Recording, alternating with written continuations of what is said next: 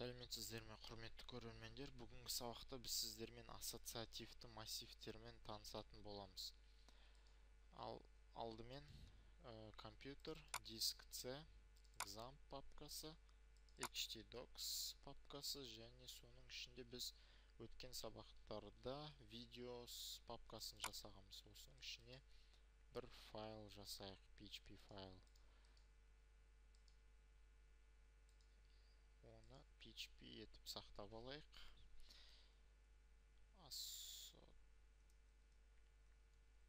Array деп қояйын. Array дегеніміз ол массив. Ағылшынша массив деген сөз. Енді соны сақтайық. Міне ассоциативті массив. Енді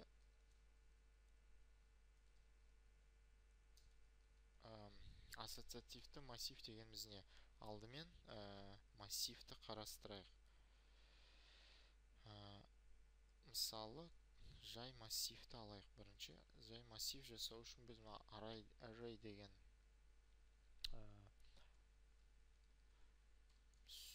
арнайы сөзді жазамыз. Содан кейін біз массивтің элементтерін жаза бастаймыз.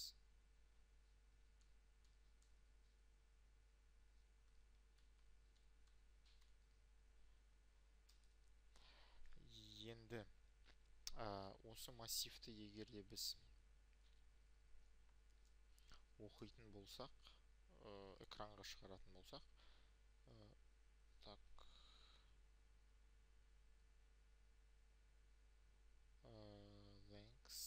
length ол демек массивтің ұзындығы.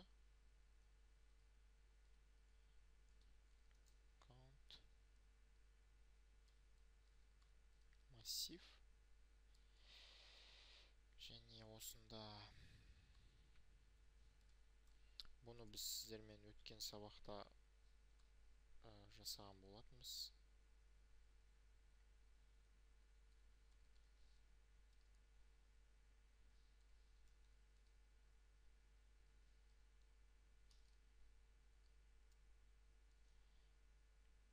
Echo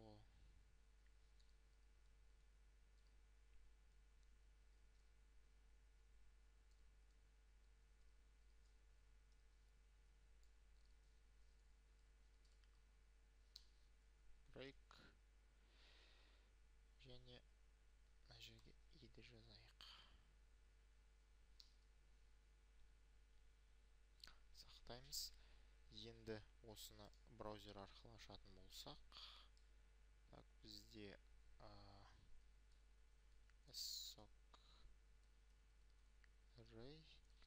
php файлымыздың аты.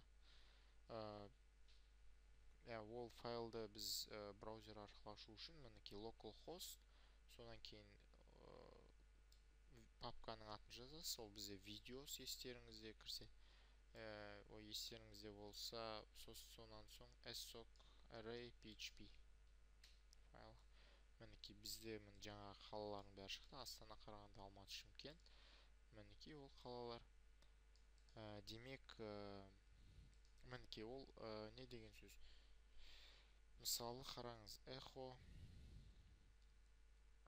массив, мысалы 2 деп алайық.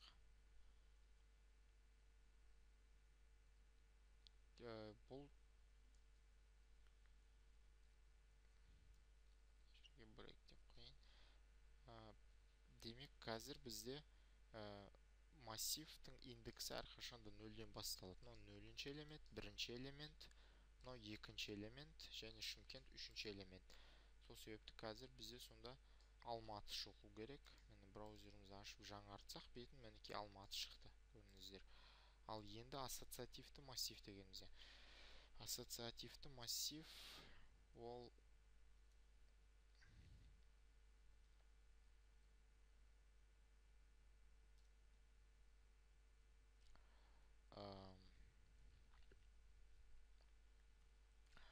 ассоциативті массивте ол жерде индекстерді сіз өзіңіз құрастырсаңыз болады.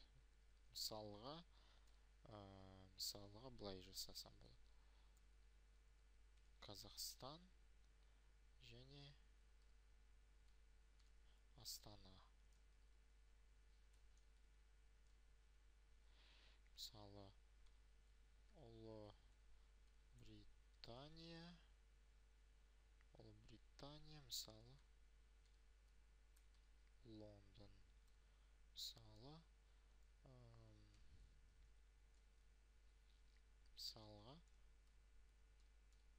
Франция, мысалы, Париж.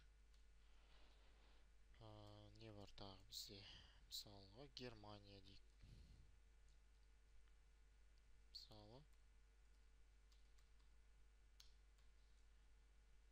Германия, Берлин, мысалға.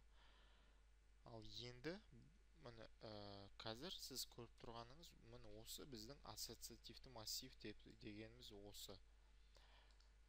Ассоциативті массивтің кілттері, демек, индекстері, ол сіздің қолыңызда. Қандай индекс берсеңіз, мысалы, жай массивте Астананың индексі 0, Қарағандынікі 1, Алматыныкі 2, Шымкенттікі 3. Ал мына жерде Астананың индексі Қазақстан, Лондонның индексі Ұлыбритания, Париждікі Франция, Берлиндікі Германия. Сонда бұл жерде индекстерді, жаңағы индекс немесе кілт деп айтамыз. Мына кілттерді сіз қандай құрастырсаңыз өзіңіздің қолыңызда. Енді мен оны, бұл массивті көру үшін, ішіндегі мәліметін шығару үшін былай жазсам болады. Оның демек кілтін жазам. Мысал, Қазақстан.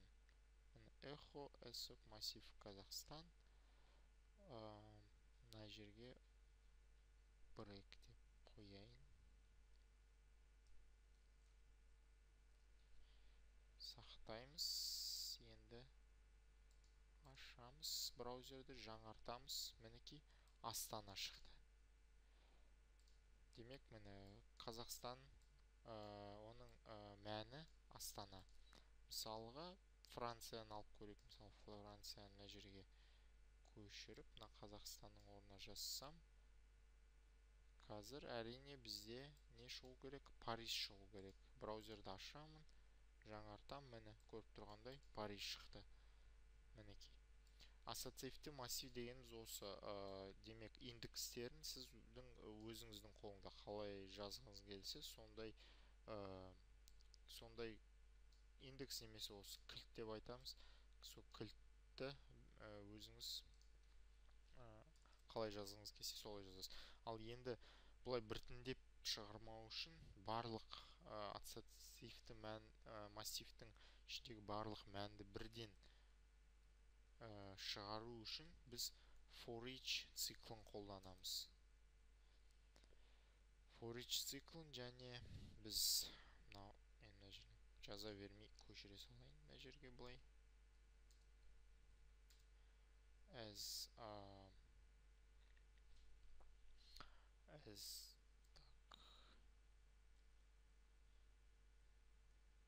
мемлекет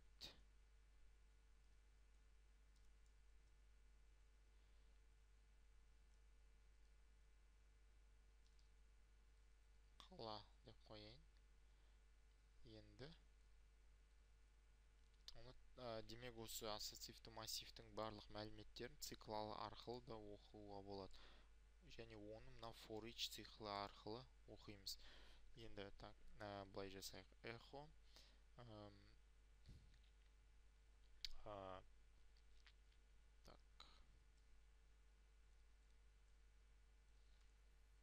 мемлекет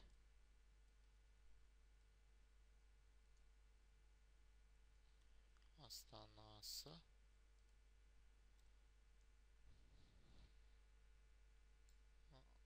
қала деп қояйын. Демек, Қазақстан Астанасы жерде бізде қала шығу керек. Және мына жерге break деп қояйын.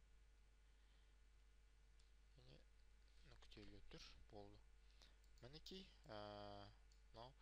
циклымызды енді көрейік қалай жұмыс істейтінін. Сақтап алдық файлды, браузерге барамыз, бетін жаңартамыз. Және мінекей. Так, мына жер кішкене мен мына жерге бір брейк тегін қосып жіберейін. Әйтпесе мына жер кішкене түсініксіз болып қалды. Мен жаңартам.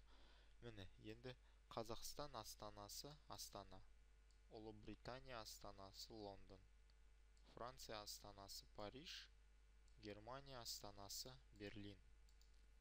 Мінекей, біздің осы біз қазір for each циклы арқылы біздің ассоциативті массивіміздегі барлық мәліметтерді оқып шықтық, қарап шықтық. Ал осымен ассоциативті массив дегеніміз осындай кілттерін сіз өздеріңіз жаза аласыз. Көргендеріңізге рахмет. Менің бейне каналыма жазылыңыздар. Келесі кездескенше сау болыңыздар.